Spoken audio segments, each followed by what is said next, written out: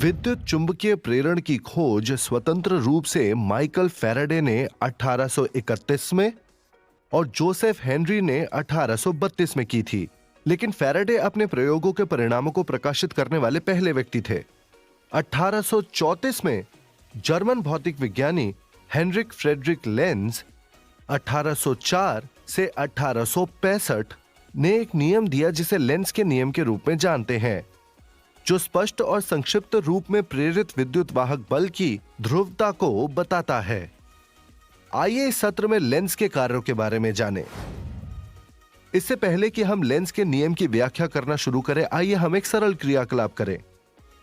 तांबे की एक नली लें जो चालकीय हो लेकिन अचुंबकीय भी है। नली के अंदर से इस्पात का एक टुकड़ा नीचे गिराएं। यह गुरुत्वाकर्षण खिंचाव के तहत तेजी से गिरेगा। अब उसी तांबे की नली से एक चुंबक गिराएं। आप देखेंगे कि चुंबक बहुत धीरे धीरे गिर रहा है। ऐसा क्यों? इस घटना को लेंज के नियम द्वारा समझाया जा सकता है। जब किसी छड़ चुंबक का उत्तरी ध्रुव किसी कुंडली की ओर बढ़ता है तो चुंबकीय क्षेत्र रेखाएं और अतः कुंडली से संबद्ध चुंबकीय फ्लक्स में परिवर्तन होता है। यह एक विद्युत वाहक बल को प्रेरित करता है, फैराडे के विद्युत चुंबकीय प्रेरण के नियम के अनुसार। यह प्रेरित ईएमएफ बदले में कुंडली में एक धारा उत्पन्न करता है और यह प्रवाहित होती है वामाव्रत दिशा में। यहां बिंदुओं की गति की दिशाएं पारंपरिक धारा के प्रवाह को इंगित करती हैं।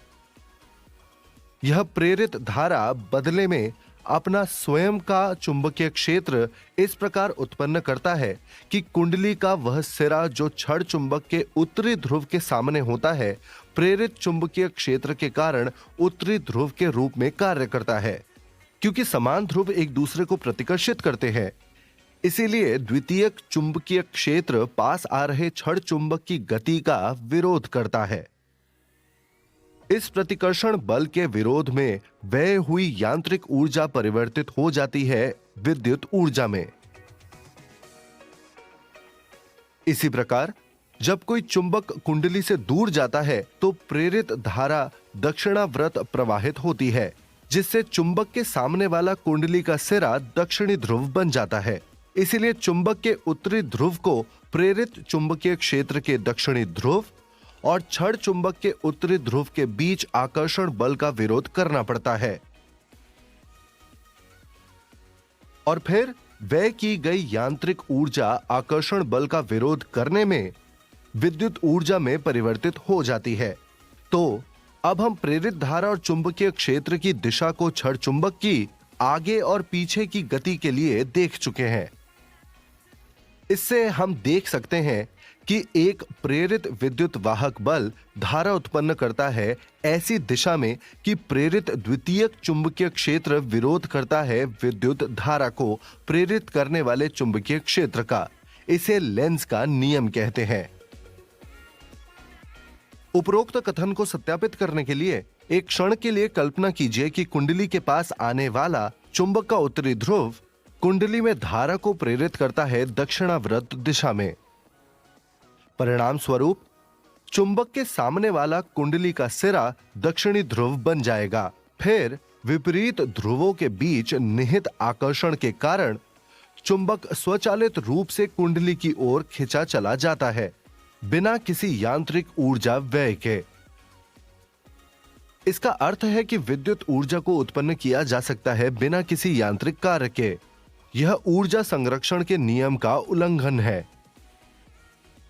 वास्तव में ऊर्जा संरक्षण के नियम का पालन करने के लिए प्रेरित धारा का इस तरह प्रवाहित होना अनिवार्य है कि प्रेरित धारा द्वारा उत्पन्न चुंबकीय प्रभाव विरोध करता हो बाहरी चुंबकीय क्षेत्र का।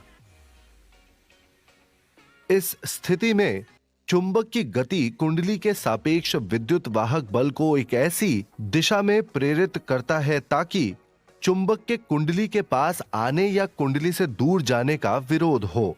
अब चलिए हम उस उदाहरण को फिर से देखते हैं जिसे हमने शुरुआत में लिया था। इस स्थिति में चुंबक बहुत धीरे धीरे गिरता है क्योंकि तांबे की नली एक परिवर्ती चुंबकीय क्षेत्र प्राप्त कर लेती है गिरते हुए चुंबक से। यह परिवर्ती चुंबकीय क्षेत्र धारा प्रेरित करता है तांबे की नली में। तांबे की नली में प्रेरित धारा बदले में अपना स्वयं का चुंबकीय क्षेत्र उत्पन्न करती है, जो इसके अंदर गिरने वाले चुंबक के चुंबकीय क्षेत्र का विरोध करती है। इसीलिए चुंबक बहुत धीरे धीरे गिरता है तांबे की नली से। सारांश: प्रेरित विद्युत वाहक बल एक ऐसी दिशा में विद्युत धारा को उत्पन्न करता है कि प्रेरित द्वितीयक चुंबकीय क्षेत्र विद्युत धारा को प्रेरित करने वाले चुंबकीय क्षेत्र का विरोध करता हो। इसे कहा जाता है लेंज का नियम। ऊर्जा संरक्षण के नियम का पालन करने के लिए प्रेरित धारा को उस दिशा में प्रवाहित होना चाहिए ताकि प्रेरित धारा द्वारा उत्पन्न चुंबकीय प्रभाव बाहरी चुंबकीय क्षेत्र का विरोध करता हो। क्लैंप मापी एक उपकरण है जिसका उपयोग धारावाही तार में प्रत्यावर्ती धारा के वर्ग माध्य मूल मान को मापने के लिए किया जाता है। यह उपकरण लेंज के नियम पर आधारित होता है। लेंज के नियम के ऐसे और अनुप्रयोगों को जानने के लिए बने रहें।